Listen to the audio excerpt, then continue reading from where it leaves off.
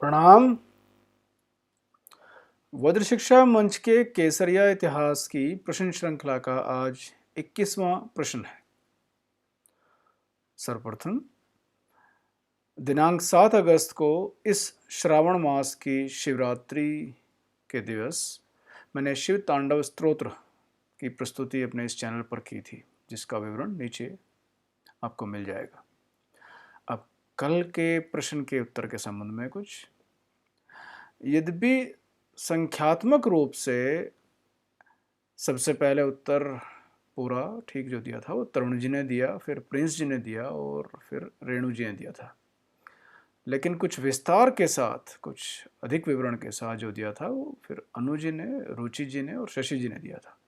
रुचि जी ने इतिहास भी बताया है उपनिषदों के समय का, बड़ा अच्छा लगा, आप प्रशंसा की पात्र हैं।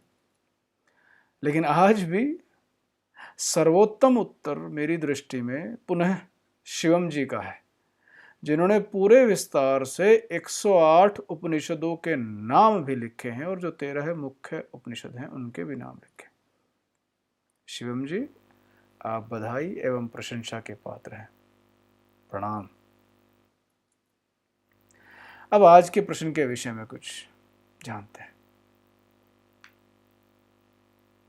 आपके निकटवर्ती एक राष्ट्र में, देश में जो हो रहा है, तालिबान जो कर रहे हैं, उससे तो आप परिचित हैं ही। तो चलिए थोड़ा सा इसी संदर्भ में बात करते हैं। भारतवर्ष पर इस्लाम के अनुयायियों का पहला सफल हमला उस समय के खलीफा के आदेश पर, जो उस समय का उनका कमांडर था, सेनापति था, वह था मोहम्मद बिन कासिम, उसके द्वारा सिंध के राजा दाहिर पर किया गया था, दाहिर सेन, जिसमें राजा दाहिर की पराजय हुई थी और उनका सिर काटकर बसरा के गवर्नर के पास भेजा गया था। सिर काटना कोई ऐसा नहीं है कि घटना ये तभी हुई हो, बंद हो गई हो, यह बर्बरता आज भी चल रही है। विश्वास नहीं होता ना, हम लोग सुप्तावस्था में रहते हैं, तथाकथित बुद्धिजीवी बनेंगे, या जो आजकल एक बड़ा शब्द चलता है कि हम तो सभी सेक्युलर बनेंगे, धर्मनिरपेक्ष बनेंगे। धर्मनिरपेक्षता का अर्थ नहीं समझ पाते हैं कि जहाँ धर्म ही नहीं रहेगा वहाँ अधर्म ही तो बन जाएगा। लेकिन चलिए, अब बताइए पिछले वर्ष भारत में क्या हुआ था। आज जो तालिबान कर रहा है अफगानिस्तान में कोई बड़ी बात नहीं है, आपको लगता है वहीं तक हुआ था। चलिए विश्व की और कुछ घटनाएं जानते हैं। पिछले वर्ष जब दिल्ली के दंगे हुए थे, आईबी के अफसर, अधिकारी जो भी थे, वो अंकित शर्मा जी, उनकी किस तरह हत्या की गई थी, इतना शीघ्र भूल गए आप? उससे कुछ समय पहले कमलेश तिवारी जी की लखनऊ में किस तरह हत्या की गई थी, वह भी स्मरण नहीं होगा? इतने दंगे होते हैं, वो किस तरह घटनाओं को उसमें रूप दिया जाता है, वह भी संभवतः आपको स्मरण नहीं होगा। आपको लगता है यह हिंदू मुस्लिम की झगड़े की, उसी की बात कर रहा हूँ कि इन्हीं के आपस में संघर्ष है। तो चलिए देखते हैं। अब से कुछ महीने पहले फ्रांस के एक अध्यापक सैमुअल पैटी, उनका भी तो गला काट दिया गया था ना, फ्रांस में ही, वो कहीं और नहीं थे, फ्रांस में ही थे, है ना। इंग्लैंड में कई सारे हमले किए गए हैं इसी तरह, वो गर्दन पे ही जाके चक्कू से वार वार किए जाते हैं।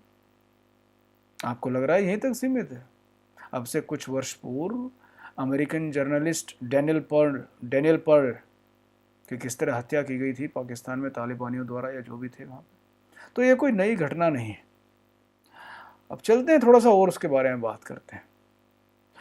तो जो राजा दाहिर की हत्या की गई थी, उन्हें हराया गया था, वह 712वें वर्ष में हुआ था, 712 ईस्वी में, आज से लगभग 1309 वर्ष पूर्व।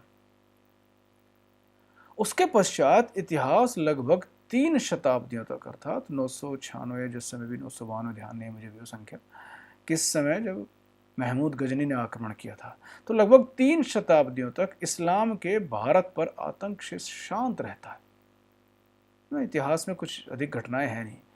लेकिन क्या आप सोचते हैं कि सच में इस्लाम ने और या इस्लाम के अनुयायियों ने उस समय तक प्रयास नहीं किए होंगे? जिन लोगों ने मात्र 70 वर्षों में, लगभग 70 वर्षों में पश्चिमी एशिया और उत्तरी अफ्रीका पर आधिपत्य स्थापित कर लिया, वो इतने समय तक कैसे शांत रह सकते हैं? आज भी आप देख ही रहे हैं तालिबान की क्या सूचनाएं आ रही हैं प्रतिदिन। तो उस समय ऐसा क्या हुआ होगा? तो आपको थोड़ा सा हिंट देता हूं और इसी से प्रश्न संबंधित है। कासिम के उत्तराधिकारी जो सेनापति था, उसने पुनः भारत पर आक्रमण किया, सिंध से पूर्व की ओर जाने के लिए। सिंध तो उनके उसमें आधिपत्य में आ ही चुका था।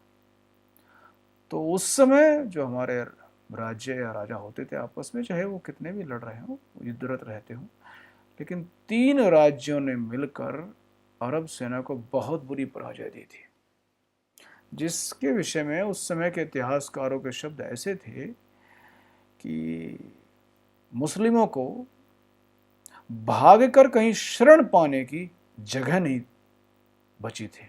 यह उनके शब्द, उस समय के जो इतिहासकार हैं, यह कहा गया है उनके विषय में।